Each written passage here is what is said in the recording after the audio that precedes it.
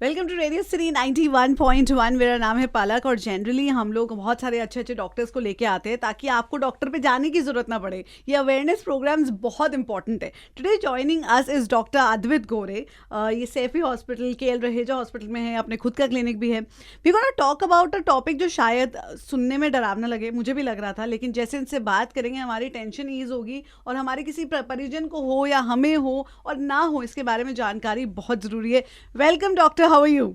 I'm good, Palak. पहले तो बताइए, देखो आप रेडियो स्टेशन आए हैं तो आपका फेवरेट गाना आजकल कौन सा चल रहा है और आप क्या ट्रैफिक में क्या रेडियो सुनते हो नहीं सुनते हो? ट्रैफिक में रेडियो सुनना नहीं होता, आजकल क्रिकेट मैच की कमेंट्री सुन रहे हैं। ओह तो कैसा लगा मैं इंडिया का परफॉर्मेंस? फैबुलस, है ना? फैबुलस। हार गए बट ठीक है, मतलब नहीं, ड्रॉ हो गई, सीरीज तो ड्रॉ हो गई। आई वुड वांट कि जीत ही जाते। Sir, we are here to talk about Hodgkin lymphoma, right?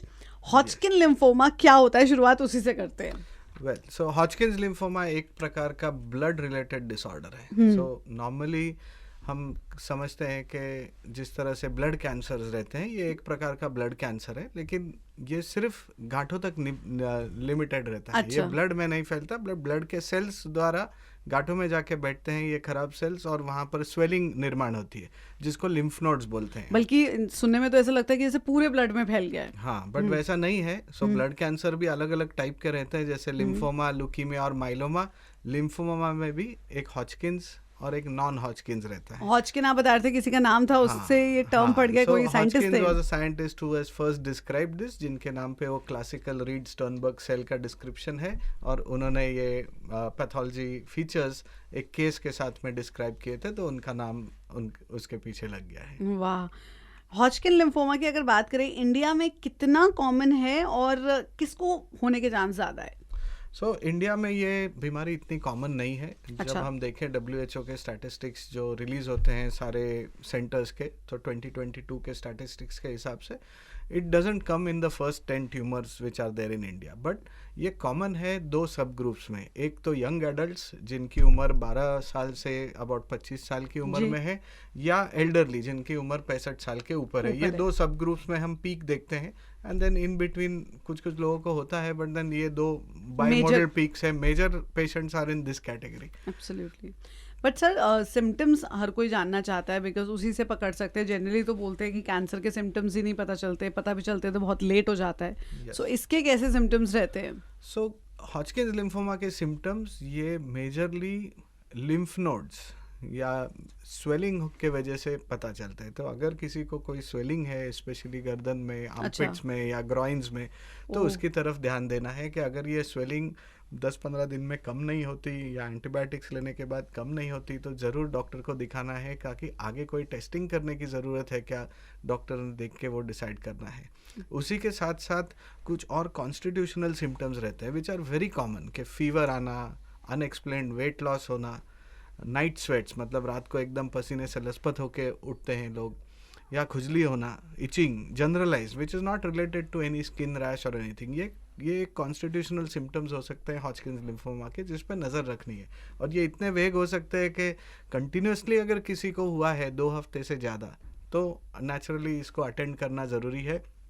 Short duration में अगर हो रहा है तो it does not indicate that someone में हैव हॉजकिन्स। बट अगर स्वेलिंग हो, फीवर हो, वेट लॉस हो, नाइट स्वेट्स हो, तो डेफिनेटली अगर ये ड्यूरेशन 2 वीक से ज़्यादा है तो डॉक्टर की सलाह लेनी बहुत ज़रूरी होगी। लेकिन इन सिम्टम्स के साथ अगर कोई डॉक्टर के पास जाता है तो ये हॉजकिन लिम्फोमा कैसे डायग्नोज होता है? Is it through a blood test, bone marrow test, कैसे होता है? सो फर्स्ट थिंग इज के क्लिनिकली एग्जामिन करेंगे डॉक्टर, और लिम्फ नोड्स में स्वेलिंग है कि नहीं है पहले चेक करके फिजिकल एग्जामिनेशन से देखना है। उसके बाद जो मेन टेस्ट इसमें है वो बायोप्सी है। अच्छा। अगर ये लिम्फ नोड्स 2 हफ्ते से ज़्यादा ड्यूरेशन के लिए अगर स्वेलिंग हो, और अगर ये क्लिनिकल सिम्टम्स ये डिसीज़ के कैरेक्टर में बैठ रहा है, तो एक लिम्फ नोड बायोप्सी की जाती है जी। मोस्ट ऑफ द टाइम्स ये lymph node biopsy either sonography guided एक नीडल बायोप्सी रहती है, बट हॉजकिन्स लिम्फोमा में हम हमेशा प्रेफर करते हैं कि पूरी की पूरी नोड निकाली जाए और टेस्टिंग की जाए, क्योंकि एक ही नोड में देर में भी मल्टीपल एरियाज, कुछ इसमें बीमारी हो या नहीं हो ये हम सोनोग्राफी पे नहीं देख सकते बट माइक्रोस्कोप के अंदर देख सकते हैं। तो एब्सोल्युटली। इसके लिए सिर्फ एक नीडल बायोप्सी कभी कभी इनएडिक्वेट होती है, स्पेशली लिम्फोमा के डायग्नोसिस के लिए पूरी की पूरी लिम्फ नोड निकालना एक छोटा सर्जरी करके ये बहुत ज़रूरी हो जाता है। ताकि अच्छे से डिटेल में पता चले। यस बट इसका ट्रीटमेंट कैसा रहता है अगर कोई किसी को हो जाए हॉजकिन लिम्फोमा तो? Yes, so many a times हमारे पास जब पेशेंट्स आते हैं तो हमारे सर्जिकल कलीग्स एक लिम्फ नोड बायोप्सी करके पेशेंट का पैथोलॉजी रिपोर्ट आता है जिसमें हॉजकिन्स लिम्फोमा और ऐसा patient- डायग्नोसिस, और पेशेंट्स बहुत डरे हुई अवस्था में हाँ, आते वही मैं हैं, कह रही हूँ। फैमिली भी बहुत चिंता की सिचुएशन में रहती है कि आगे क्या होगा। तो सबसे पहले जब डायग्नोसिस को हम फेस कर रहे हैं ये बहुत ज़रूरी है कि बीमारी के बारे में और हम इंफॉर्मेशन समझ लें ताकि बीमारी का स्टेज क्या है, बीमारी में कोई ऐसे मार्कर्स है क्या जो अपने को इसका रिस्क प्रेडिक्शन बता सकते हैं, क्योंकि हॉजकिन्स लिम्फोमा में कोई रिस्क प्रेडिक्टर्स भी अवेलेबल हैं जो अच्छा। क्लिनिकल फीचर्स हैं, लैब पैरामीटर्स है, और आज के तारीख में पेट सीटी स्कैन जो है ये एक टूल है जिससे हम बीमारी का स्टेजिंग कर सकते हैं, और पोस्ट ट्रीटमेंट इसका रिस्पॉन्स इवैल्यूएशन भी पेट स्कैन से होता है ओके। ताकि ट्रीटमेंट भी कितना इफेक्टिव है ये पेट स्कैन अपने को बता सकता हाँ है। मतलब कितना ग्रोथ कम हुआ बिल्कुल, है बिल्कुल। सेल्स का। सो ये सारी इन्फॉर्मेशन पूरी लेकर पेशेंट की एज, पेशेंट का स्टेज क्या है, हॉजकिन्स लिम्फोमा का कौन सा टाइप है, और बाकी उनके पैरामीटर्स कैसे हैं जैसे blood parameters, liver, kidney, heart function, ये मेजरली पूरा असेसमेंट करके फिर स्टेज बेस्ड ट्रीटमेंट है। आज के तारीख में अगर हम देखें तो early stage Hodgkin stage 1 stage 2 में मोर देन 90% क्योर रेट्स है। अच्छा। स्टेज 3 स्टेज 4 भी अगर हॉजकिन्स रहा तो भी इसमें आधुनिक कीमोथेरेपी, टारगेटेड थेरेपी और इवन इम्यूनोथेरेपी इसमें अभी है। ये सारे चीज़ की मदद से 80% से ज़्यादा पेशेंट्स क्योर हो सकते हैं Wow. इवन विद स्टेज 3 और stage 4 disease. That's very good. यही मेरा सवाल था कि अर्ली डिटेक्शन कितना डिफरेंस मेक करती है, बट आप कह रहे हो कि 90% से ऊपर वो Yes. बेस्ट है अगर आप स्टेज 1 या स्टेज 2 पे ही डिटेक्ट कर पा रहे हैं। बहुत सारे मिथ्स भी अराउंड है, हॉजकिन लिम्फोमा हो या कोई और लिम्फोमा हो। क्या ये मैं जो मिथ्स पूछूंगी आप बताइएगा ट्रू है कि नहीं? Sure. सिर्फ ओल्डर पीपल को होता है हॉजकिन लिम्फोमा? नहीं, जैसे मैंने बताया ये बायमोडल पीक्स है, young adults, younger age group में भी होता है और अबव 65 में भी होता है, तो it's not only restricted to elderly. सारी नहीं तो बीमारियां एल्डरली को चिपका रखी है हमने। सोलन लिम्फ नोड्स होता है, उसका क्या मतलब? हमेशा कैंसर होता है? सो सोलन लिम्फ नोड्स के कई कारण हो सकते हैं, और लिम्फ नोड्स की लोकेशन और लिम्फ नोड्स का फील जब एक क्लिनिशियन एग्जामिन करते हैं तो एक रफ आइडिया आ जाता है कि कहीं ये लिम्फोमा नहीं ना, क्या इन्फेक्शन है क्या।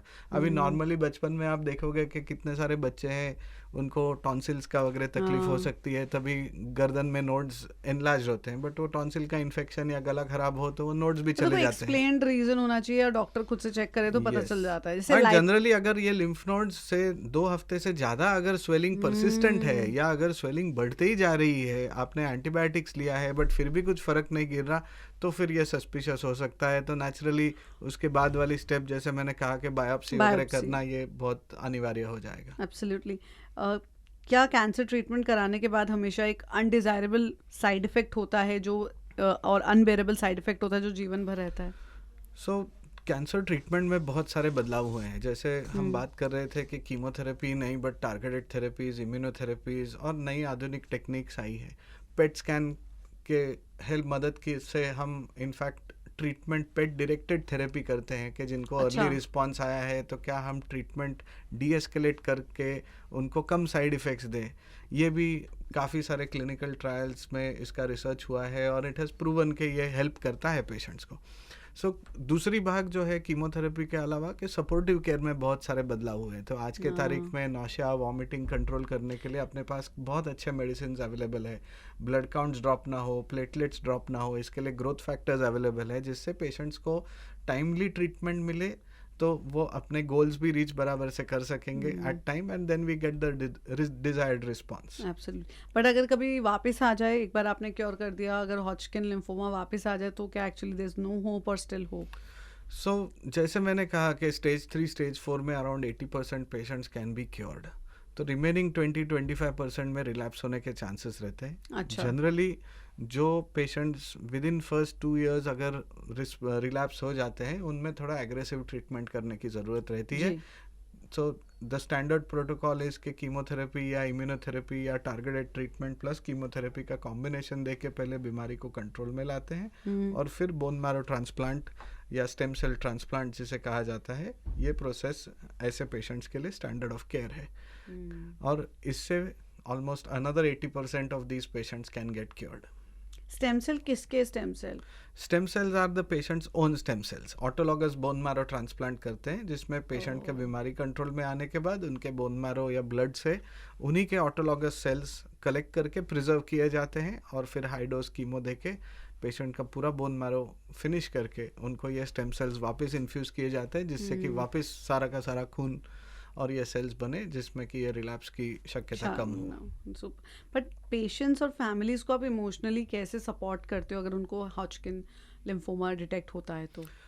हॉजकिन्स लिम्फोमा में cure rates are very high. I think this is the first message which should go to everyone कि हॉजकिन्स मतलब मुझे तो काफी पॉजिटिव ये लिम्फोमा लग रहा है, मतलब इतने अच्छे नंबर्स हैं 80% 90%, मतलब there are much more daring बीमारियां जिनमें इतना सक्सेस रेट भी नहीं, बट कैंसर वर्ड से इतना, लिम्फोमा वर्ड से इतना डर जाते हैं।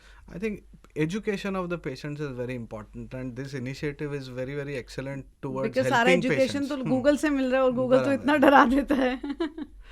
so this is a good platform to educate yes. general people about this। और ये बहुत important है कि हम समझे कि पहले तो डरना नहीं है डायग्नोसिस से। जो भी डायग्नोसिस आया है उसके लिए आज के तारीख में ट्रीटमेंट अवेलेबल है। ट्रीटमेंट्स में आपके पास मल्टीपल ऑप्शंस है। It's not just limited to chemotherapy, targeted therapy, immunotherapy, ये भी इनकॉर्पोरेट हो रहे हैं even in first line treatments. Cure rates इसमें जैसे मैंने कहा कि 90%, 80%, 70% बेस्ड ऑन द स्टेज है और रिलैप्स होने के बाद भी there are options for treatment in which there can be cure even if there is a relapse.